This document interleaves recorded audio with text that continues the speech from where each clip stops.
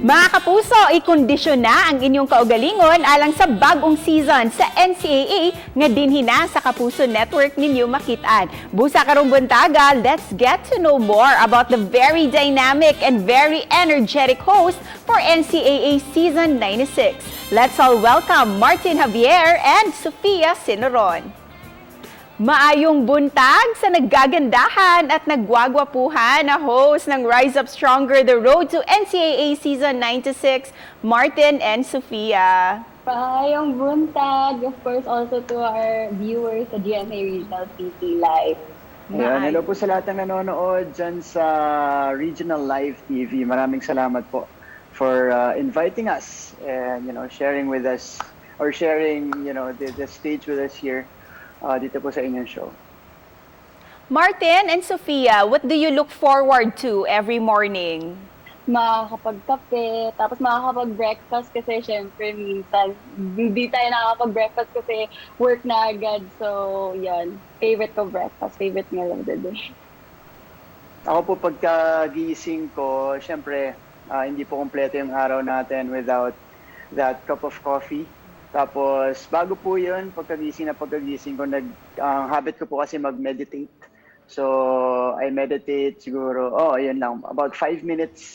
Sofia, we learned that you actually lived here in Cebu when you were in high school. Can you tell us about your experience when you were based here in Cebu?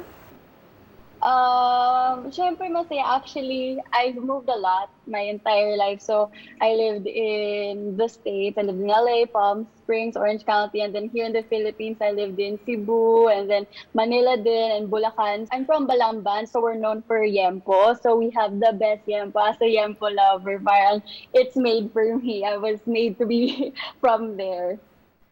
Sofia, being the first ever Filipina beauty to be crowned as Miss Multinational 2017, how did this title help you with your advocacies?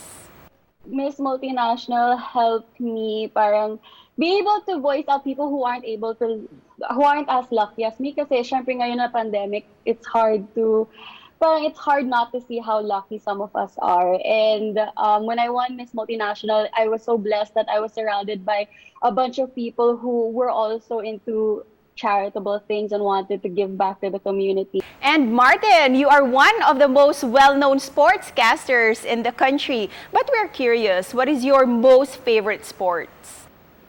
My most favorite sport, first love ko kasi po basketball talaga.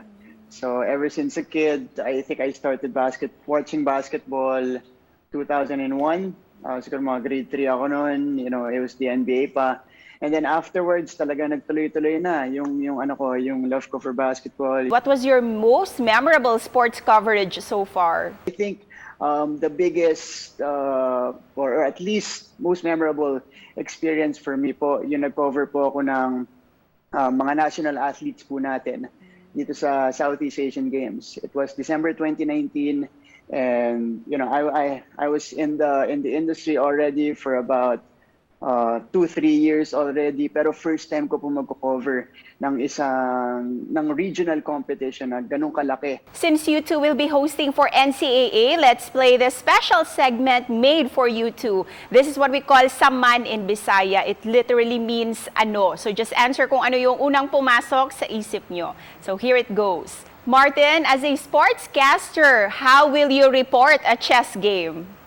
Sige po. Hello everybody, we welcome you inside or right here at the studio of Regional Live TV for another coverage of the NCAA Season 96 online chess tournament. And going up against each other today, it's going to be a representative from the University of Perpetual Health and the Lyceum of Philippines University. Cannot wait for this tournament to go down. We are in our first match of the tournament, so this ought to be exciting. You're seeing the players now getting ready, getting focused. And that's the first move, which is a very interesting one. Let's see how the other player will retaliate with his or her move as well. Sofia, if you were to teleport to any part of the Philippines, where will it be and why? If right now, syempre Cebu, miss ko na family ko dyan, miss ko na home ko dyan, and of course, I miss the food talaga, so definitely Cebu. Martin, microphone or headset? Pipiliin ko po yung microphone, hindi po pangkanta. Hindi po ako marunong kumanta. Ano po, siguro pang ano lang, pang hosting kasi pag microphone, pag nag-host ka, ibig sabihin nag-host ka no ng isang event o may malaking gathering. Sofia, corona o medalya? Corona, kasi meron na ako niyan. Thank you, Sophia and Martin, for being so game. You two will surely bring a lot of fun and excitement sa bagong season ng NCAA. How proud are you guys to be hosting the NCAA Season 96 dito sa Kapuso Network?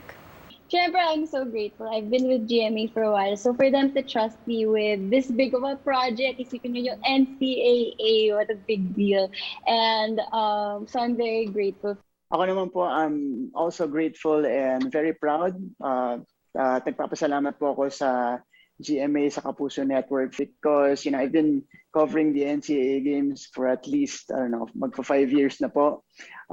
Pero nung nakita ko po yung project na to napunta sa Kapuso Network and with the way I've seen how the writers, the producers have worked, yun talaga pong tinuunan talaga ng effort po ito ng Kapuso Network natin. So nakaka-proud po.